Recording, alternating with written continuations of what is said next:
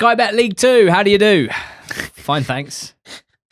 Bromley on the cusp of promotion as the 5 teams beneath them go through a whole Easter commotion without much to show for themselves. 3 points separate 5 teams, 2nd to 6th.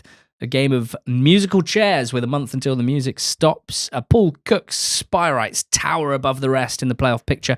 Crewe's affliction was a defeat to Aki on Good Friday, bouncing back against the Ammies. Oldham's Easter, fruitful under Melon. And at the bottom, oh my God, all 5 relegation battlers lose on a horrendous Monday for them after Crawley crawled up the table and Harrogate weaved their way closer to safety with Good Friday wins. Let's break down the League 2 Easter weekend. Sky Bet League 2, how do you do? You decided to write that down on your notes, which is great. Can I also? It's a script. It's a script. It's an intro. I know. How did you write? Why wouldn't I write it down? How did you write the? Oh my God. Oh my God. Amazing. Explain it. Capital letters, a lot of O's. Yeah, lovely. Just so I remembered how to deliver it. That's showbiz, guys. This is not the Top 20 podcast. League 2 Easter weekend recap sponsored by Sky Bet and the Sky Bet EFL Building Foundations Fund. We'll start by looking at what happened and what's changed in the League 2 automatic promotion picture where Bromley only played 1 game. It was a 2-2 draw against Barnet that does not tell the full story. A 101st minute equaliser from Bromley at Barnet. A huge point, another huge moment for them. They were staring down the barrel of back-to-back defeats, having not lost for 3 months previously, and they got it done. George, any thoughts? You nodded at me as if you wanted to. No, I'm nodding about everything you're saying. I think the weirdest thing about the top end of League 2 is that the biggest winners of the whole Easter weekend were probably the team who played once and drew once. Yeah, they play Shrewsbury tonight, Tuesday night. It is a gigantic opportunity for them. They are 6 points clear of 4th, and let's be honest, for Bromley, the only gap that matters is to 4th place. If they win tonight, it'll be a 7-point cushion, and they will be on the cusp of automatic promotion. Partly because the teams beneath them sputtered and stuttered at somewhat. MK Dons, 2 points over Easter weekend, winless in 4 now. 0-0 draw at home to Barrow, 1-1 draw at Oldham. Cambridge, 2 points, 2 injury time goals conceded. Firstly against Swindon to draw 1-1, then against Cheltenham to draw 1-1. Notts County, a 3-point weekend, 3-1 against Newport on Easter Monday after losing 2-1 to Salford in one of the most dramatic ends to a game this season. Salford, who beat Notts 2-1, as mentioned, followed it up by getting thumped 1-0 by Crewe. And Swindon got 4 points, the most of any of this lot. A draw at Cambridge having been second best throughout, and then a 2-1 win from behind against Walsall having been second best for a lot of it, thanks to some incredible play from Fletcher, Holman. As you say, George, the big story is probably Bromley. They probably need 2 wins to secure their promotion, and they are at home to Shrewsbury tonight. One mustn't get ahead of oneself, but they are strong favourites to win this game. Then there's 5 teams now, separated by 3 points. MK Dons, Notts on 76, Cambridge on 74 with Swindon as well, but Cambridge will have a game in hand, and then Salford on 73. What stands out to you there?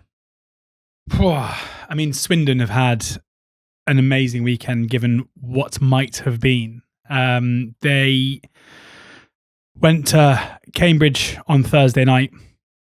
They were 1-0 down after 20 minutes through Ben Knight. Cambridge dominated proceedings throughout the game. And in the second half, despite being behind, Swindon didn't have a shot until the 90th minute. And it was scored by Joel McGregor to get a proper 1-1 smash and grab point. They then hosted Walsall with 25 minutes or so left to go. Jamie Jeddah scores to put Walsall 1-0 up. Again, Swindon staring down the barrel. But Holman and Drynham with 2 massive goals. They're only 2 shots on target in the game, and they win the game 2-1.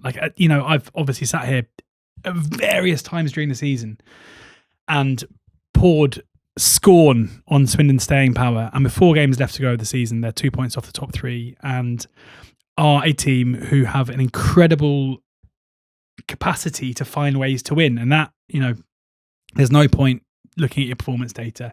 You can shove your XG wherever you want to shove your XG at this point in the season because they're right on the brink, and there are other teams above them in Cambridge and certainly in MK Dons who just keep getting in their own way. Like MK Dons have picked up 2 points from their last 4 games. Like had they maintained any kind of their previous form, not only would they be almost up now, they would be top of the league and should be looking at being champions. Similar with Cambridge. It's a hell of a wobble. It's a remarkable unforeseeable wobble. Especially with the players that they've got, the depth of squad that they've got, and the manager they've got in Paul Ward. I mean, with Cambridge, it's maybe slightly different, where yes, they've had a similar ascent up the table, but Cambridge's run was, kind of came out of nowhere and felt like it was always going to be repeatable. But even with them, like they were good against Swindon, and again they drew 1-1. Obviously, they'll be really frustrated that they weren't able to see out the game, conceding very late to Cheltenham in a game where again they would have felt in control. Like for Cambridge to concede twice in injury time in their last 2 games when 1-0 up is A, uncharacteristic, but B, not necessarily a reflection on how they played in either game, where they easily could have come away with 6 points from the 2 games and we wouldn't have batted an eyelid, and we'd have said, look at Cambridge, look what they always do, they don't concede any goals, they get ahead and they see it out. So Swindon, the big winners for me, a team that I thought a week or so ago could have been in danger of falling out of the top 7, and now they look like they are well placed to challenge for the top 3. Yeah, Joel McGregor's goal at the end of that Cambridge game on Thursday night, because that game was the televised game, a lot of people watching it, a lot of people on NTT20 squad watching it throughout the game. All reports were how impressive are Cambridge, managing this game so well. Nice goal they scored through Ben Knight. And then, Swindon 4A forward, McGregor, the extra man, and passing it into the corner. Really nice finish from a young player I like a lot. But I want to talk about Fletcher Holman, because it's becoming close to an obsession of mine that Fletcher Holman is a really, really interesting young player that I want to see more of. I get the sense that he's being held back somewhat. He only starts like every other game for Swindon at the moment. And look, Ian Holloway sees a lot more than I do. And Richard, who's a Swindon fan on NTT20 squad, has made the point that Holman has maybe been more of like a moments player than a consistent performer since joining Swindon in January. What I would say is he's had a hell of a lot of moments. Like 5 goals and 5 assists in 873 minutes. So that's more than 1 goal or assist per 90 for a 21-year-old who Holloway plays in a different position basically every time he plays. Pops up on the right wing. The game against Newport springs to mind, where he scored a sensational goal and provided the cross for the second, both from the right. In this game, he's doing his damage playing off the left wing, running onto a long throw from Ripley to score a magnificent solo goal to equalise when Swindon was staring down the barrel. And then really smart play to set up Drinan, who tapped into an open net for the winner after Holman had streaked clear. What I'm seeing, and again, agreeing that I'm not watching him for full 90s every time, but it's very simple, is a 21-year-old who is strong, quick, and has really good technique. And I think in a 21-year-old attacking player at League 2 level, those 3 things are very rarely seen in one package. And I think a really interesting player. Holloway seems to prefer, Palmer and Drinan, for example, as his starting front 2. So maybe it's that Holman will be held back for mostly roles off the bench or shoved out wide, but definitely a young player I want neutrals to know about, because Swindon are either going to win automatic promotion or they're going to have some extra games in the playoffs that you'll all be watching. Holman is someone that I'll be banging on about.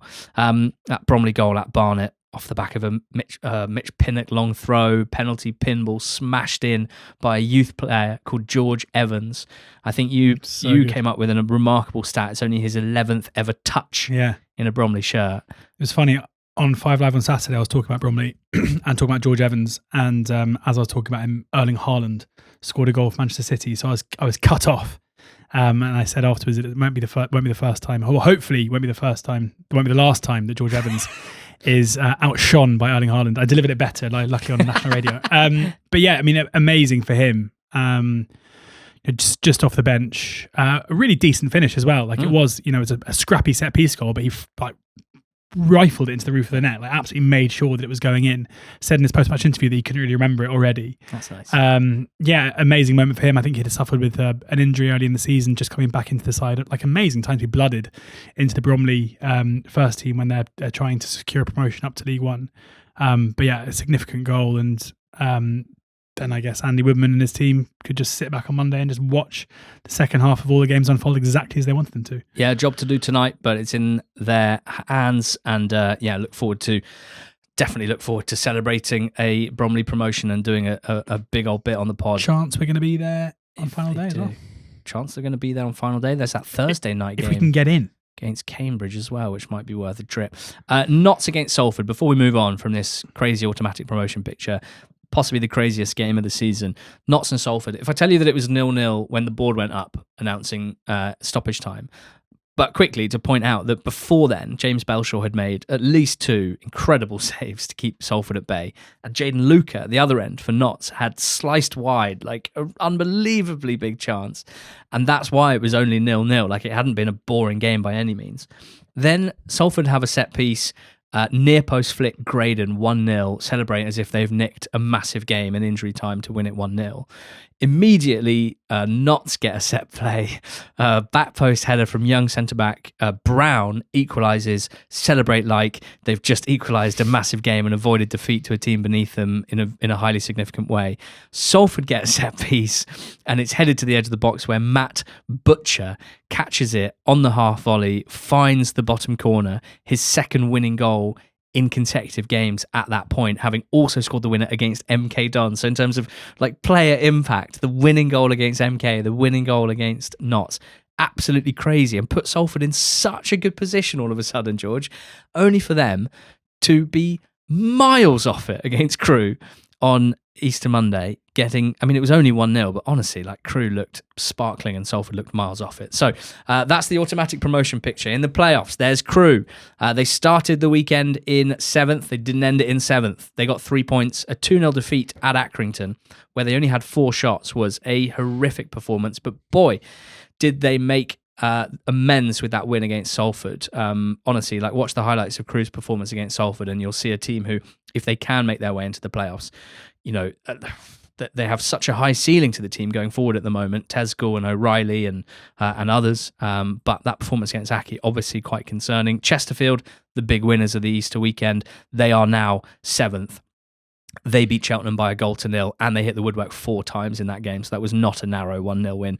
The one against Barrow probably was, and they benefited from a howler from Will Stanway, Berry scoring the winner for them. Grimsby, 3-point weekend, losing at home to Harrogate was the surprise result of the whole weekend in the EFL, but made amends with a 2-0 win at Crawley. Oldham, 4-point weekend, pretty good return, you have to say. Away at Colchester and then home to MK, you'd have taken 4 points, still massively in the mix. Barnet, 4-point weekend that should have been 6, a 2-2 draw against Bromley with a 101st minute equaliser scored by Bromley.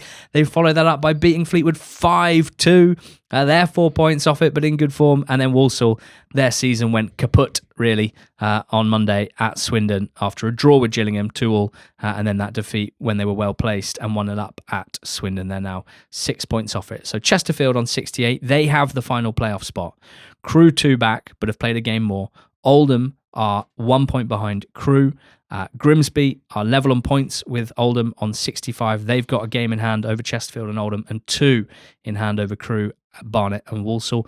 Barnet are 4 points off it on 64. Walsall are now 6 points off it on 62. The big story, George Alec, Chesterfield? Yeah, I mean, I've said a few times that I haven't trusted this Chesterfield side very much over the course of the season. They put in some big performances, but often follow them up with some really poor ones, as was seen in a 3-0 defeat against Oldham back in the middle of March. But 3 wins in a row. And as you say, even though they've all been 1-0 wins, it's felt like they've been the better side in all 3. Even against Barrow, where in the first half they weren't great, in the second half they kind of found their quality and were the better team in the second half, albeit, as you say, had an individual error from Stanway to thank for it. But yeah, to pick up 6 points, to pick up 9 points from their last 3, it's so competitive there because, Oldham and Grimsby and Barnet and Crewe with their win, that's 3 wins and 4 for them now. Unlike in other areas of the EFL, it feels like this is a real fight between teams who are in form rather than teams who are out of form. And, for Chesterfield now to be where they are, but with that game in hand on everyone apart from, or certainly on Crewe, same the amount of games as Oldham, and Grimsby have 2 games in hand on most. But 1 on Chesterfield, it's just going to be really, really tight. A few of these teams play each other as well, which are going to be the big games between now and the end of the season. We've got a Tuesday night game next week as Chesterfield hosts Grimsby, which feels huge. Saturday Grimsby host Crewe, so they are playing 8th and 7th back-to-back games. Big. And Grimsby have the games in hand. They feel like still somehow like the team that are going to define the playoff battle to me. Grimsby. Yeah. Because of the games in hand, because of the fixtures, it's these two next. They've also got Cambridge away. They've also got Swindon at home. I'd say if the form book, if Saturday's game between Chesterfield and Tranmere goes the way that recent form would suggest it would do, with Chesterfield winning, it's going to put Chesterfield in a really commanding position. And especially because they've got they play Crewe in the penultimate game too. I mean, it's going to be really exciting. And also with the way, because those teams behind 7th, Chesterfield, Crewe, Oldham and Grimsby, it feels like they're playing as well as the teams between like 1st and 6th at the moment. I wouldn't say it's done. I still don't think it's necessarily just 7th. If Salford were to lose another couple of games, then, it's the 73 isn't necessarily enough to get you over the line. So let's see. Exciting, It's amazing that Salford basically went from before Crewe being like, if we win this game, we are going to be in the top 3. Yeah. Or just on the fringes of it, and they lose it, and it's like, oh, let's not get caught, please. Now, at the sharp end of the season, what position of the pitch do you really want to have someone you can really trust? Left back. Yeah. And then also, we could do this 11 times, or we could do it quickly. Striker. Okay, I honestly didn't know that's where you were going. And goalkeeper, to be fair, Fine, but striker. And that leads me on to just wanting to bring up Kabi Shamanga, scoring a lot of goals for Barnet. Now, quite a lot from the penalty spot, don't get me wrong, but it's kind of like a bit like Coventry signing Frank Onyeka. This really is quite a cut and dried example of a team having one like quite clear issue in January and making a good signing that broadly fixes it. And that was, we don't have someone in the number 9 role finishing our chances. So now they do. It's 9 goals in 17 for Kabi Shamanga, but a lot of those are recent. He's got 4 in 4, scored in 3 of the last 4, and they've been in really, really good form. But then Mike Fondop deserves a shout out too, because Fondop's performances, he is, unlike Shamanga, I would say, Fondop's one of those strikers who, if he's not scoring, I'm not broadly that fussed, because he does so much in terms of target man play, focal point play, tiring out defenders, aerial duels. Shamanga, much less so, is not really much of a build-up player. He is just a pure poacher. But Fondop is scoring at the moment, and he's scoring some unbelievable goals too. The flying header against MK Dons, massive goal for Oldham to massively keep their playoff hopes alive. I mean, they have the easiest run-in of all these teams by miles, and they're on the best form, if you stretch it to a couple of months, of any of these teams here. It's sort of, to me, I'm so excited by Chesterfield's recent performances, 4 wins in 5. Crewe's recent performances, the Accrington game notwithstanding, Oldham's last few months, Grimsby at their best, Barnet at their best, and both teams starting to, they've both won 3 of their last 4. It sort of seems insane to me that I think only one of these teams will make it into the playoffs. But I guess, to finish it off, that reflects how much I'm enjoying League 2 this season. Good league. Right. Down at the bottom, it's not been good down at the bottom, let's be honest. We've got 5 teams, right? Crawley, Tranmere, Newport, Barrow, Harrogate. Crawley and Tranmere are 20th and 21st, 0.88 PPG, and they are 4th and 5th bottom. That's how bad this group of teams have been over the course of a whole season. Over the weekend, well, we'll start at the end. Good on Easter Monday, they all lost. They all lost in the relegation battle. It just shows like how desperate these teams are and how low the points tally for survival is going to be. Right now, Newport would be staying up if the league finished today because of something crazy like a global pandemic, and it was done on PPG, right? They would stay up on 34 points from 42 games. Tranmere lost both games, didn't score, lost to Shrewsbury 1-0, lost to Colchester 1-0. Pete Wild and the fans having a Barney. Crawley got 3 points. Massive, massive, massive, possibly survival securing win against Newport on Good Friday. Harry McCurdy at the double, followed up with a 2-0 defeat to Grimsby. Newport lost to Crawley, lost to Notts County. Barrow got a point at MK Dons. Really impressive backs-to-the-wall performance. Stanway made some amazing saves in that game. There was an incredible goal line clearance as well from Angus MacDonald. And then Stanway, sadly, big mistake in the game against Chesterfield, where Barrow also played quite well. I'd say broadly positive performances against 2 good teams. Only 1 point to show from it.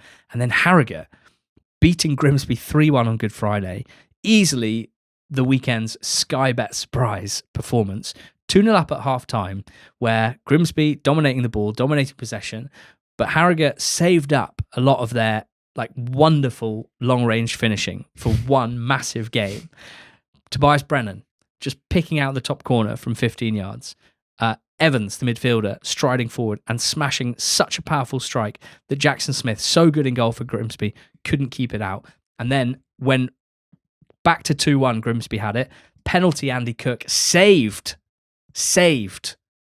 by the Harrogate goalkeeper, Henry Gray. And in the second half, it was Bryn Morris from range to win it 3-1 for Harrogate. So in the context of the League 2 relegation battle, absolutely massive. They started the weekend 4 points off safety. Now it's just one. And guess who plays who on Saturday? Newport, home to Harrogate. It is a 6-pointer to end all 6-pointers. But there's another name in the mix, George. And you think they're the big story of the whole weekend and the big story of the League 2 relegation battle. Tranmere Rovers. Yeah, more pain for Tranmere. That's now 4 defeats in a row. It's how many games since they last won a game? Glad you asked. So many Tranmere stats. I find 15. it hard to know which one to go with, but they've lost 18 of their last 22 games. Yeah. They've got 4 points in their last 17 matches. There you go. It's not good. There are signs. I mean, certainly it feels like Pete Wild's come in and he is trying to make them much more effective from set pieces, which I think is probably quite a good way to go about things, and more solid defensively. They had loads of shots from set pieces against Colchester, as can be seen by the fact that they had 17 shots in total, 6 on target, but a total XG of 0.99, of which 0.54 were from set pieces.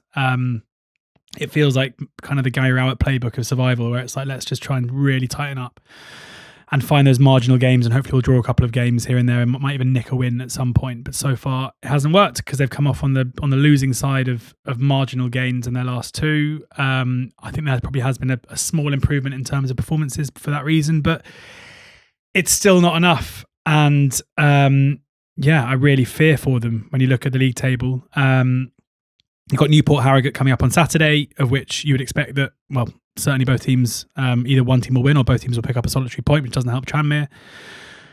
You look at Tranmere's games between now and the end of the season. They go to Chesterfield away. Next up, they then host Bristol Rovers, who are loving life under Steve Evans now and don't show any sign of slowing down. Cheltenham away, again, who seemingly, despite having nothing to play for, are still making life difficult for their opponents. And away at MK Dons and at home to Grimsby. It's not a very nice run-in, I wouldn't say. And I really fear for them at this stage, especially because, to my mind, Harrogate are still looking like a pretty, they beat Grimsby. They were pretty good against Bristol Rovers, and again, they just lost 3-2. Barrow showing some signs of improvement as well in the last couple of games. You have to really, really worry for them. Yeah, and look, this episode and last week's, with apology, hasn't been a great one for any fans of teams in and around mid-table. But I want to make sure I don't forget to mention Bristol Rovers, who, with Oldham, been the best team in the league for the last couple of months. Last 10 games, 8 wins, 1 draw, 1 defeat. They've won their last 5 at home. They've won 7 of their last 8 at home. They've won 5 games in a row. They beat Harrogate. They were behind twice in the game, and Ellis Harrison scored 2 to make it 3-2 to them.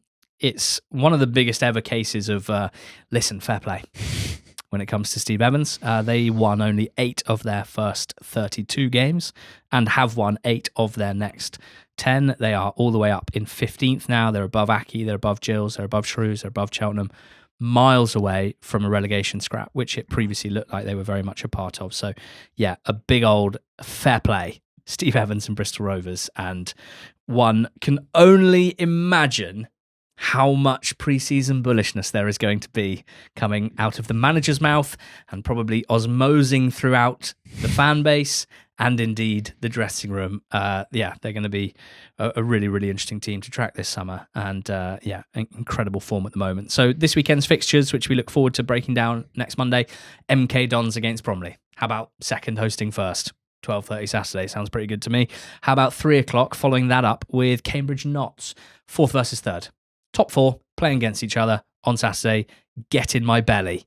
I'll be on a stag do in Lille watching these. So by that 3 o'clock, I'll be fot mob squinting, as I call it. Grimsby Crewe, that one's at 3 o'clock as well as Newport Harrogate. As I hope is being made clear, we are loving covering these leagues. What an incredible League 2 is. We'll be back next Monday to break it all down, with thanks to Sky Bet and the Sky Bet EFL Building Foundations Fund for sponsoring the pod. Cheers and go out.